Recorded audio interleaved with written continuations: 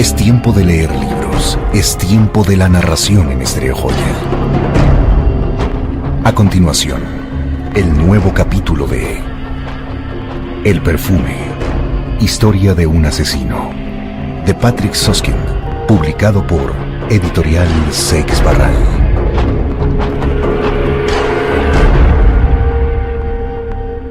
En el siglo XVIII, vivió en Francia uno de los hombres más geniales y abominables de una época en que no escasearon los hombres abominables y geniales.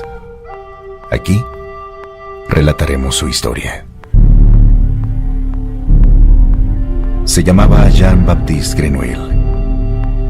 Y si su nombre, a diferencia del de otros monstruos geniales como de Sade, Saint-Just, Fouché Napoleón, etc., ha caído en el olvido, no se debe en modo alguno a que Grenouille fuera a la saga de estos hombres célebres y tenebrosos en altanería, desprecio por sus semejantes, inmoralidad, en una palabra, impiedad, sino a que su genio y su única ambición se limitaban a un terreno que no deja huellas en la historia: el efímero mundo de los olores. En la época que nos ocupa reinaba en las ciudades un hedor apenas concebible para el hombre moderno. Las calles apestaban a estiércol, los patios interiores apestaban a orina, los huecos de las escaleras apestaban a madera podrida y excrementos de rata, las cocinas a col podrida y grasa de carnero, los aposentos sin ventilación apestaban a polvo enmohecido, los dormitorios a sábanas grasientas, a edredones húmedos y al penetrante olor dulzón de los orinales. Las chimeneas apestaban a azufre, las curtidurías a lejías cáusticas, los mataderos a sangre coagulada. Hombres y mujeres apestaban a sudor y a ropa sucia. En sus bocas apestaban los dientes infectados, los alientos olían a cebolla y los cuerpos, cuando ya no eran jóvenes, a queso rancio, a leche agria y a tumores malignos. Apestaban los ríos, apestaban las plazas, apestaban las iglesias y el hedor se respiraba por igual bajo los puentes y en los palacios. El campesino apestaba como el clérigo, el oficial de artesano como la esposa del maestro. Apestaba la nobleza entera. Y sí, incluso el rey apestaba como un animal carnicero y la reina como una cabra vieja, tanto en verano como en invierno, porque en el siglo XVIII aún no se había atajado la actividad corrosiva de las bacterias y por consiguiente no había ninguna acción humana, ni creadora ni destructora, ninguna manifestación de vida incipiente o en decadencia que no fuera acompañada de algún olor apestoso.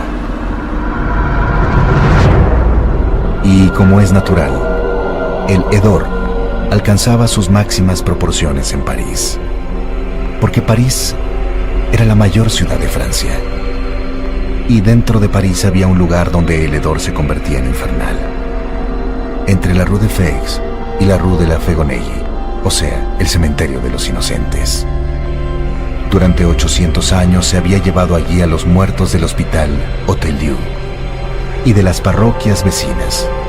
Durante 800 años, carretas con docenas de cadáveres habían vaciado su carga día tras día en largas fosas, y durante 800 años se habían ido acumulando los huesos en osarios y sepulturas. Hasta que llegó un día, en vísperas de la Revolución Francesa, cuando algunas fosas rebosantes de cadáveres se hundieron, y el olor pútrido del atestado cementerio incitó a los habitantes no solo a protestar, sino a organizar verdaderos tumultos, en que fue por fin cerrado y abandonado después de amontonar los millones de esqueletos y calaveras en las catacumbas de Montmartre. Una vez hecho esto, en el lugar del antiguo cementerio, se erigió un mercado de víveres. Fue aquí, en el lugar más maloliente de todo el reino, donde nació el 17 de julio de 1738, Jean-Baptiste Grenouille. el hombre de nuestra historia.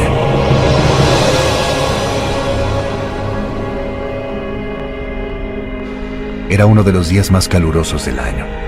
El calor se abatía como plomo derretido sobre el cementerio y se extendía hacia las calles adyacentes como un vaho putrefacto que olía a una mezcla de melones podridos y cuerno quemado. Cuando se iniciaron los dolores del parto, la madre de Grenouille se encontraba en un puesto de pescado de la Rue de Feix, escamando albures que había destripado previamente. Los pescados, seguramente sacados del Sena aquella misma mañana, apestaban ya hasta el punto de superar el hedor de los cadáveres. Sin embargo, la madre de Grenouille no percibía el olor a pescado podrido o a cadáver porque su sentido del olfato estaba totalmente embotado y además le dolía todo el cuerpo y el dolor disminuía su sensibilidad a cualquier percepción sensorial externa. Solo quería que los dolores cesaran, acabar lo más rápido posible con el repugnante parto. Era el quinto.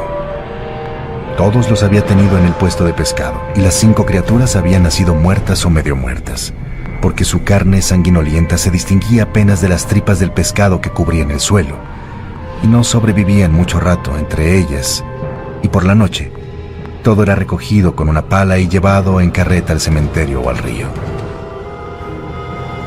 Lo mismo ocurriría hoy, y la madre de Grenouille, que aún era una mujer joven de unos 25 años, muy bonita, y que todavía conservaba casi todos los dientes y algo de cabello en la cabeza, y aparte de la gota y la sífilis, una tisis incipiente. No padecía ninguna enfermedad grave, que aún esperaba vivir mucho tiempo, quizás 5 o 10 años más, y tal vez incluso casarse y tener hijos de verdad como la esposa respetable de un artesano viudo, por ejemplo. La madre de Grenouille deseaba que todo pasara cuanto antes, y cuando empezaron los dolores de parto, se acurrucó bajo el mostrador y parió allí, como hiciera ya 5 veces, y cortó con el cuchillo el cordón umbilical del recién nacido. En aquel momento, sin embargo, a causa del calor y el hedor que ella no percibía como tales, sino como algo insoportable y enervante, cayó desvanecida debajo de la mesa y fue rodando hasta el centro del arroyo, donde quedó inmóvil, con el cuchillo en la mano. Gritos, corridas. La multitud se agolpa a su alrededor. Avisan a la policía. La mujer sigue en el suelo con el cuchillo en la mano. Poco a poco recobra el conocimiento. ¿Qué le ha sucedido? Nada. ¿Qué hace con ese cuchillo en las manos? Nada. ¿De dónde procede la sangre de sus faldas? De los pescados. Se levanta, tira el cuchillo y se aleja para lavarse.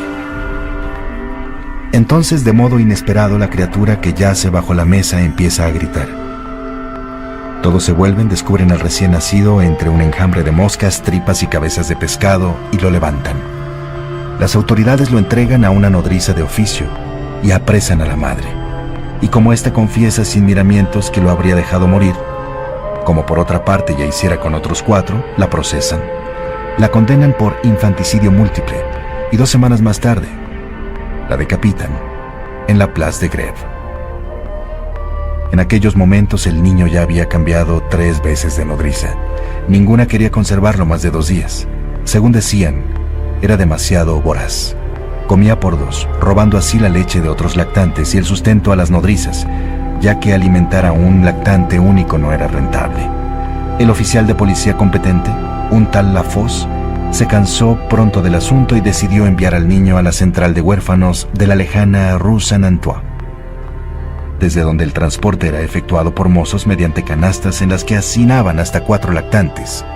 Y como la tasa de mortalidad en el camino era extraordinariamente elevada, se ordenó a los mozos que solo se llevaran a los lactantes bautizados, y entre estos, únicamente aquellos provistos del correspondiente permiso de transporte. Como el niño Grenouille no estaba bautizado ni poseía un nombre que pudiera escribirse en la autorización, y porque por otra parte el tiempo apremiaba, el oficial de policía Lafosse se retractó de su decisión inicial y ordenó entregar al niño a una institución religiosa, previa exigencia de un recibo para que allí lo bautizaran y decidieran sobre su destino. Se deshicieron de él en el convento Saint-Mégy, donde recibió en el bautismo el nombre de Jean-Baptiste. Y como el prior estaba aquellos días de muy buen humor y sus fondos para beneficencia aún no se habían agotado, en vez de enviar al niño a Rouen, decidió criarlo a expensas del convento, y con este fin lo hizo entregar a una nodriza llamada Jeanne Bussy, a la cual se acordó pagar 3 francos semanales por sus cuidados.